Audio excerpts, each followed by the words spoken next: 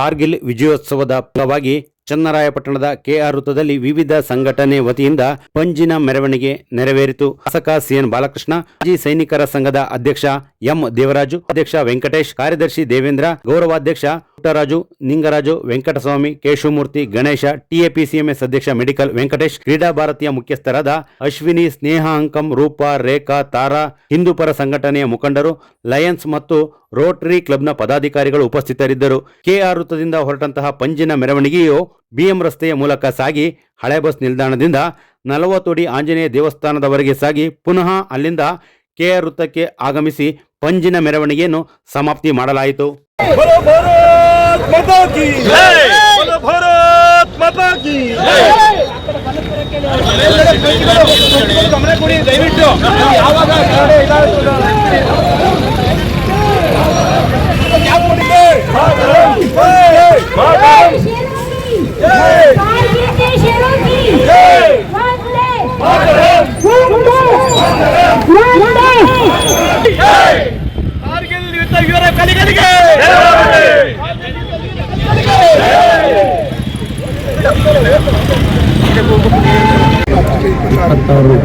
ವಿಜಯೋತ್ಸವದ ಅಂಗವಾಗಿ ನಮ್ಮ ಚನ್ನರಾಯಪಟ್ಟಣ ತಾಲೂಕಿನ ನಮ್ಮ ನಿವೃತ್ತ ಯೋಧ ಸ್ನೇಹಿತರು ಇದೊಂದು ದೇಶಭಕ್ತಿಯ ಹತ್ತಿರವಾದಂತಹ ಕಾರ್ಯಕ್ರಮವನ್ನು ಆಯೋಜನೆ ಮಾಡಿರುವಂಥ ಈ ಶುಭ ಸಂದರ್ಭದಲ್ಲಿ ಆ ಕಾರ್ಗಿಲ್ ಯುದ್ಧದಲ್ಲಿ ಮಡಿದ ಯೋಧರನ್ನು ಈ ಸಂದರ್ಭದಲ್ಲಿ ನಾನು ಭಕ್ತಿಪೂರ್ವಕವಾಗಿ ಸ್ಮರಿಸಿಕೊಂಡು ಅವರ ಕುಟುಂಬ ವರ್ಗದವರಿಗೆ ಉತ್ತಮರ್ತಕ್ಕಂಥ ಶಕ್ತಿಯನ್ನು ದಯಪಾಲಿಸಲಿ ಅಂತ ನಾನು ಭಗವಂತನಲ್ಲಿ ಪ್ರಾರ್ಥನೆಯನ್ನು ಮಾಡಿ, ಯಾಕಂದರೆ ದೇಶಕ್ಕೋಸ್ಕರ ಅವರ ಪ್ರಾಣವನ್ನು ತ್ಯಾಗ ಮಾಡೋದ್ರ ಮೂಲಕ ಕಾರ್ಗಿಲ್ ಯುದ್ಧದಲ್ಲಿ ಭಾರತದ ಪರಾಕ್ರಮವನ್ನು ತೋರಿಸಿದಂಥ ಅವರನ್ನು ಸ್ಮರಿಸ್ಕೊಳ್ತಕ್ಕಂಥದ್ದು, ನೆನಪಿಸಿಕೊಳ್ಳುವಂಥದ್ದು ನಮ್ಮೆಲ್ಲರ ಆದ್ಯ ಕರ್ತವ್ಯ.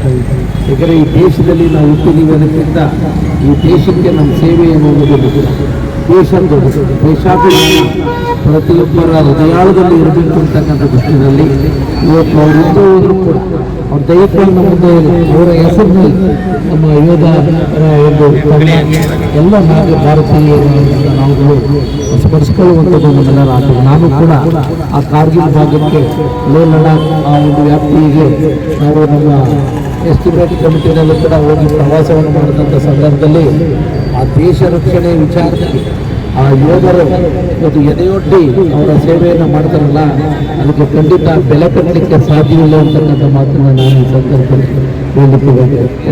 ಯುದ್ಧ ಆಗಿ 27 ವರ್ಷ ಆಯಿತು. ಅವತ್ತಿನಿಂದ ಇವತ್ತಿನವರೆಗೂ ಈ ಕಾರ್ಗಿಲ್ ಯುದ್ಧದ ವಿಜಯೋತ್ಸವವನ್ನು ನಾವು ಆಚರಿಸ್ತಾ ಇದ್ದೀವಿ. ಇದು ಬರೀ ವಿಜಯೋತ್ಸವ ಅನ್ನೋದಕ್ಕಿಂತ ಇವತ್ತಿನ ದಿವಸ ನಾವು ನೋವು ನಿಲುವು ಎರಡೂ ಕೂಡ ಇದೆ. ನೋವೇನಪ್ಪ ಅಂತ ಅಂದರೆ, ಕಾರ್ಗಿಲ್ ಯುದ್ಧದಲ್ಲಿ 1999ರಲ್ಲಿ ಯುದ್ಧ ಆಗಿ ಯುದ್ಧದಲ್ಲಿ ಜಯ ತರೋದಕ್ಕೋಸ್ಕರ ನಮ್ಮ ಸೈನಿಕರು ತಮ್ಮ ಪ್ರಾಣವನ್ನೇ ದೇಶಕ್ಕೆ ಬಲಿದಾನವಾಗಿ ಕೊಟ್ಟು ಜಯ ತಂದುಕೊಟ್ರು. ಇನ್ನೊಂದು ಕಡೆ ಅವರ ಸ್ಮರಣೆಗೋಸ್ಕರ ನಾವು ಇದನ್ನು ಆಚರಿಸ್ತಾ ಇದ್ದೀವಿ.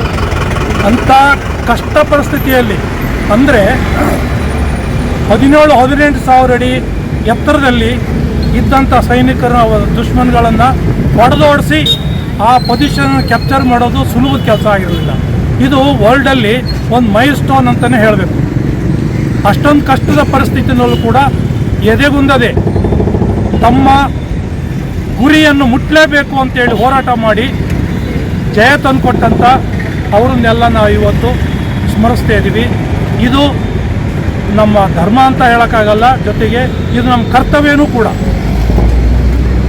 ಇದುವರೆಗೂ ಕೂಡ ಇಂಥ ಕಷ್ಟ ಪರಿಸ್ಥಿತಿಯಲ್ಲಿ ಆ ಚಳಿನಲ್ಲಿ ಅಷ್ಟು ಅಂದರೆ 18,000 ಅಡಿ ಎತ್ತರದ ಅಂತ ಇದ್ದಂಥ ಆ ಪೊಸಿಷನನ್ನು ನಾವು ವಶಪಡಿಸ್ಕೊಳ್ಳೋ ಅಂಥದ್ದು ಈ ಪ್ರಪಂಚದಲ್ಲೇ ಮೊದಲನೇ ದಾಖಲೆ ಹೇಳಬೇಕು ಅಂದರೆ. ಅದಲ್ಲದೆ ಆ ಒಂದು ಯುದ್ಧದಲ್ಲಿ 3 ತಿಂಗಳು ಯುದ್ಧ ನಡೀತು, ಮೇಯಿಂದ ಜುಲೈವರೆಗೆ. ಆ ಯುದ್ಧದಲ್ಲಿ ಇವತ್ತಿನಂಥ ಟೆಕ್ನಾಲಜಿ ಇರಲಿಲ್ಲ. ಆಮೇಲೆ ನಮ್ಮ ಸೈನಿಕರೆಲ್ಲ ಭಾಳ ಕೆಳಮಟ್ಟದಲ್ಲಿ ಅಂದರೆ ಕೆಳಗಿದ್ರು, ಅವರು ಅಷ್ಟು ಹೈಟಲ್ಲಿದ್ದರು. ಇಲ್ಲಿಂದ ಹತ್ತಿ ಅಲ್ಲಿ ಹೋಗಿ ಅವ್ರನ್ನ ಓಡಿಸೋದು ಅಥವಾ ಕ್ಯಾಪ್ಚರ್ ಮಾಡಿ ಆ ಪಾಯಿಂಟ್ಗಳನ್ನು ನಾವು ನಮ್ಮ ವಶಕ್ಕೆ ತಗೊಳ್ಳೋದು ಬಹಳ ಬಹಳ ಕಷ್ಟವಾದಂಥ ಕೆಲಸ ಆಗಿತ್ತು. ಆ ಗುರಿಯನ್ನು ಮುಟ್ಟಿ ನಾವು ಇಂಡಿಯನ್ ಅಂದರೆ ಭಾರತದ ಸೈನ್ಯ ಯಾವುದೇ ಪರಿಸ್ಥಿತಿನಲ್ಲಿ ಎಷ್ಟೇ ಕಷ್ಟ ಆಗಲಿ, ಎಷ್ಟೇ ಇದು ಅಲ್ಲಿಯ ಪರಿಸ್ಥಿತಿ ತುಂಬ ಕೆಟ್ಟದಾಗಿರಲಿ, ನಾವು ಗುರಿ ಮುಟ್ತೀವಿ ಅನ್ನೋದನ್ನು ಸಾಧನೆ ಮಾಡಿ ತೋರಿಸಿದ್ದಾರೆ.